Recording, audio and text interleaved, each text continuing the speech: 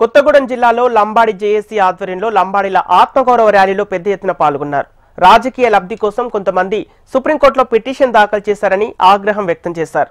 1970 సంవత్సరంలో ఇందిరాగాంధీ ఎస్టీ జాబితాలో బంజారాలను చేర్చారని, బంజారాలు అంటే కాంగ్రెస్ అంటే బంజారాలన్నారు.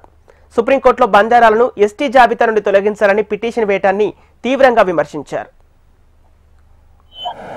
లంబాడీలపై అసత్య ప్రచారం చేస్తూ కొంతమంది రాజకీయ లబ్ధి కోసం సుప్రీంకోర్టుని ఆశ్రయించినటువంటి వారికి బుద్ధి చెప్పాలనే ఉద్దేశంతో ఇవాళ భద్రాద్రి జిల్లా నలుమూలల నుంచి బంజారా బిడ్డల్ని ఇవాళ శాంతి ర్యాలీ ఉంది, మీరు రండి అంటే శాంతియుతంగా ఇవాళ నలుమూల నుంచి స్వచ్ఛందంగా వచ్చినటువంటి మా బంజారా బిడ్డలందరికీ భద్రాద్రి కొత్తగూడెం జిల్లా జేఏసీ తరఫున ప్రత్యేక ధన్యవాదాలు చెప్తా ఉన్నాం.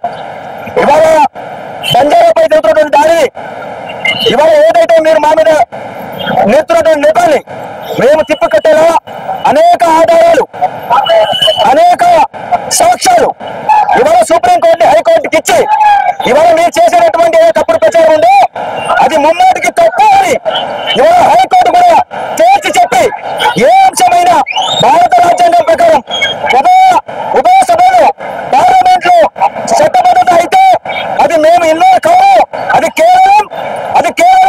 అది మళ్ళీ పార్లమెంట్ లోనే జరగాలి. ఆ విషయాన్ని మీరు గుర్తుపెట్టుకోమని ఇవాళ గౌరవ హైకోర్టు ఆల్రెడీ తీర్పిచ్చి వాళ్ళ నెట్టేసిన బయటికి. అయినా కాకుండా అనైక్యత కోసము, రాజకీయ లబ్ధి కోసము ఆయన చేస్తున్నటువంటి తప్పుడు ప్రచారాన్ని